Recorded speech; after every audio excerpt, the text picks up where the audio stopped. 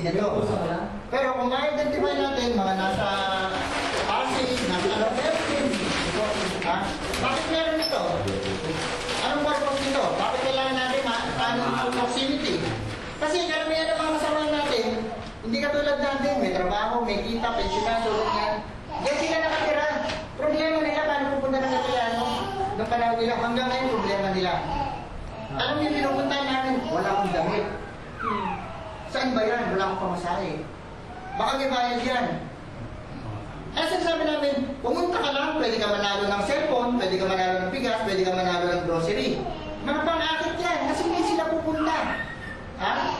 Pag nandiyan sila, halimbawa, may isang taga dito may van, pare, daanan mo itong 5, ito sa'yo. Pare, daanan mo itong 10, ito sa'yo.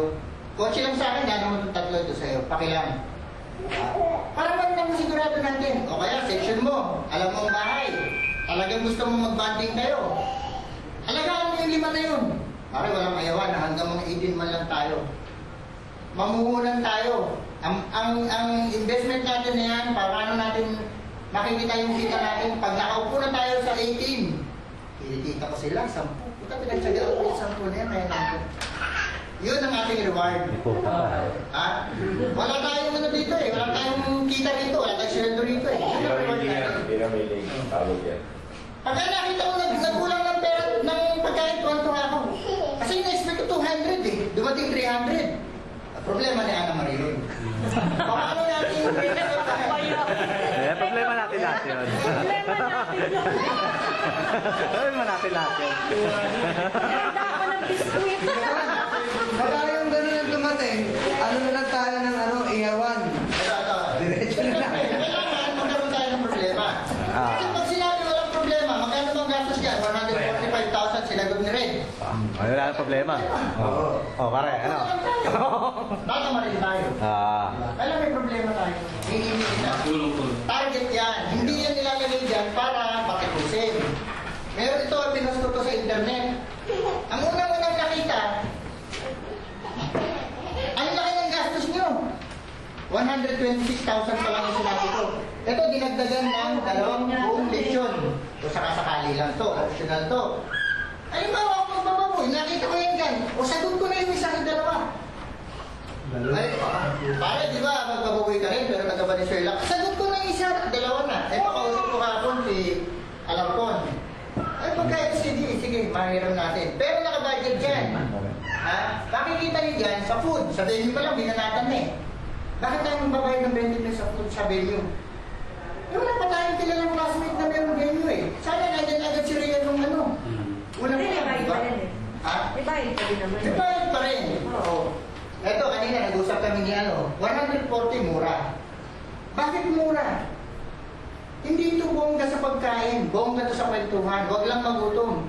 Pinakamaliit na makukuha natin, for example, 140, dadagdagan natin ng 2 lechon. Sinabi ni Mirza, pwede ba akong maggawa ng salad? Fine! Ang mga klase natin, gusto mag-bake, sige! Lahat walang ano. Sagot lang pinakain. Okay. Tapos yung catering yan, pinakamura, di ba? Pag kami mag-volunteer sa inyo, mas mura pa, di mas maganda.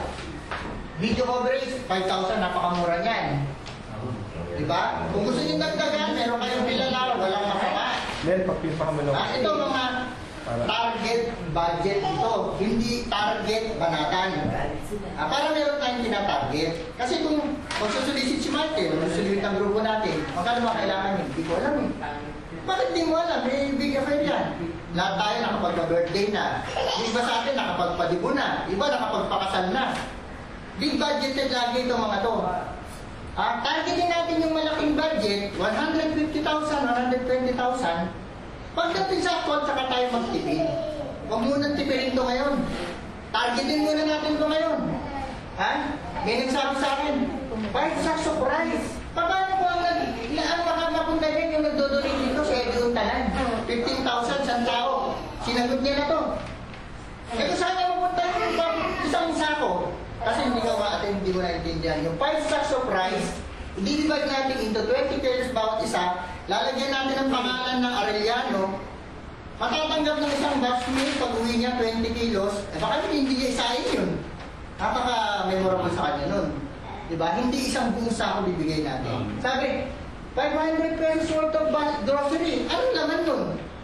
Nagpupunta tayo sa mga barangay, binibigyan tayong ticket. Ang laman, isang sardinas, 2 noodles, 1 kape. Gatas. Tuwa tayo. Diba? Kasi hindi yung laman. Kundi yung may naiuwi ka, panalo.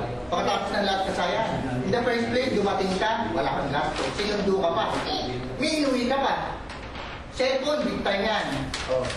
Si Reggie, taga Binondo. Meron doon unique vision center dati, naging dealer ng ano. Pwede natin kantahan yun na pwede ba? Magtenda kayo sa akin ng less 30% na cellphone. Yung inyong company, gawa nyo ng tarpaulin, ganito malaki, popost natin para advertisement. One time, ginawa namin yung inumin galing sa Coca-Cola, sinulatan natin. Kung may connection kayo sa mga bakery, sa Julie's, sa kahit saan, Goldilocks, pwede natin sulatan para makahingi tayong pandagdag. Ito souvenir items na to, babayaran ito, magagaling dito sa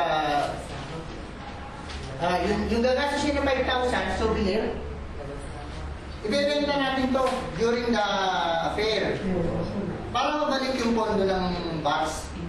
Kung hindi man muna na ng box to, kung sa malilikom, ibabalik natin to. Mga t-shirt na na-print, ang suggestion ko lang, kumuha na tayo ng professional baka hindi nyo masikaso. Meron tayo sa kaklase taga-recto, 30 years na silang nandun sa second hand na books dun. Liligawan lang natin si Merel Almindugar, kaklase ko yun. May contact yun sa mga ganyan nagpiprint. Pero kailangan natin ng magandang paliwanag. Ito, medyo na ano to, na-reject ng Arellano. Sinisira daw ito ng mga estudyante. So huwag na lang kayo mag-donate dito. Sabi, okay fine, perahin mo na natin yung 15,000. Sabi natin kay Doc Eddie. Kaya natin ito dinaisip ng ganito kasi ang nagiging trend, sinasagot bawat item.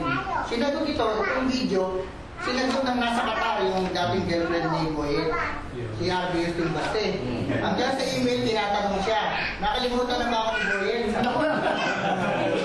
Ano ba sabi ni email sa mga pagselos? Ano ba may voice mail? Ay, edit ko na lang ito, edit ko na lang. Alam ko, hindi kita kilala, sabi ko Huwag ka mag-alala, edit kasi ko. ang pangalan niya, RB Justin Baste. Ang layo Asuncion. na naka-record sa akin na master list, Remer Narvina Asuncion. Sinabi lang pa ako ni Boyet, nakilala ka niya. Kaya pinadala ko yung picture niya.